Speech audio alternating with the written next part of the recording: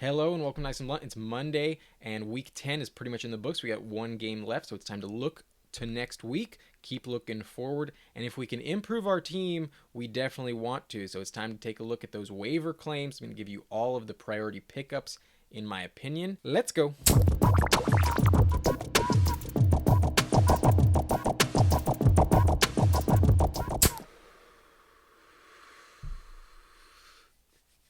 Okay, so let's talk waiver wire claims. So at running back, let's start with running back because there's a priority ad for pretty much everyone. It doesn't matter if you have Aaron Jones or not.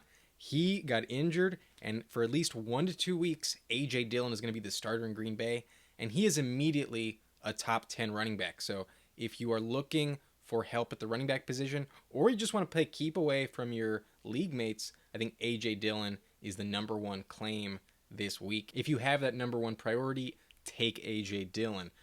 Some other running backs who are interesting: Latavius Murray should be coming back from injury either this week or next, pretty soon, and I think he will reclaim the lead running back slot in Baltimore. However, I think Devontae Freeman has kind of solidified his role a little bit, and this is definitely going to be more of a committee. Latavius Murray isn't going to be the only running back involved in Baltimore. However, in Tennessee, I think Foreman is definitely the running back you would prefer to have over Adrian Peterson. He got more touches this week, so I think Foreman is the player you want there. But otherwise, there aren't really any other running backs who are that interesting to me. Wayne Gallman got more touches than Mike Davis. However, I don't really want to deal with the Atlanta backfield if I don't have Cordero Patterson. So I'd rather stay away.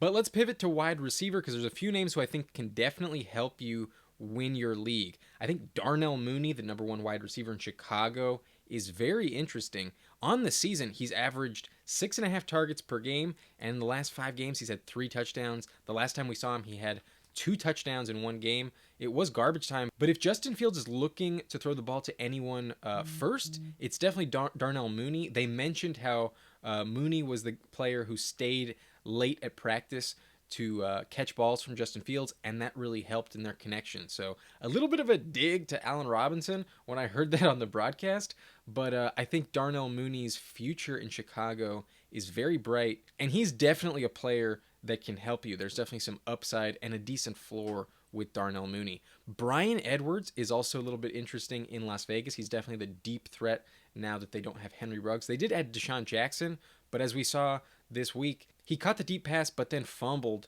so that really wasn't encouraging for Deshaun Jackson. I think Bryan Edwards has a longer rapport with Derek Carr, and I think you can trust his workload a little bit more. But he's definitely much riskier than Hunter Renfrow.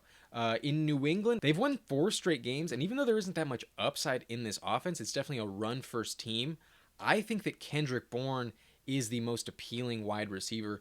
His workload isn't that much bigger than Jacoby Myers. They're basically the same, but he definitely is the deep threat and is much more relevant in the red zone. Kendrick Bourne has scored 3 touchdowns, and Jacoby Myers has only scored 1 this season. So I think if you were going to pick between the New England wide receivers, my preference would be Kendrick Bourne. But obviously at this point in the season, there aren't that many players who can help you every single week. But I think Elijah Moore is getting more relevant and more consistent in New York. Ever since the bye, they've played 4 games, and granted, 2 of them were without Corey Davis.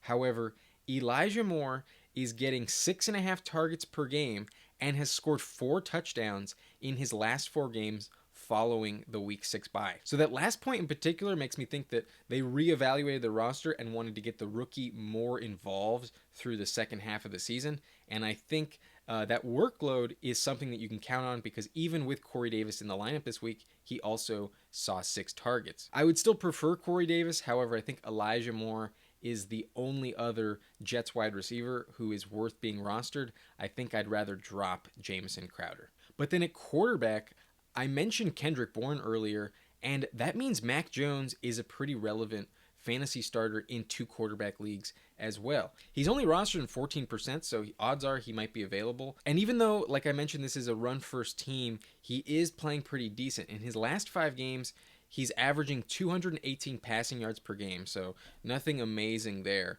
But he's thrown 8 touchdowns and only 2 interceptions. So he's not losing points, and his floor is pretty decent. So you could do worse than Mac Jones So at least check if he's available. But if not, and you're really that desperate at quarterback, then why not Cam Newton? He's the Carolina starter, and I think he probably will keep that job through the end of the season, especially if they can ride this team into the playoffs. So I think we saw his potential last week, and the rushing stats have always been able to carry Cam to a high floor. So he has some value. I don't know if you can expect 30 points from him every week, but not a player to forget about if you need a quarterback. But let's move on to tight end. I think Dan Arnold is the pickup at tight end. I think you can really buy into that consistent floor. Once again, he saw 7 targets, and that brings his average in the last 5 games to 7.4 targets per game. At the tight end position, it's hard to find a bigger workload than that. And even though he isn't really scoring touchdowns, I think you can count on the floor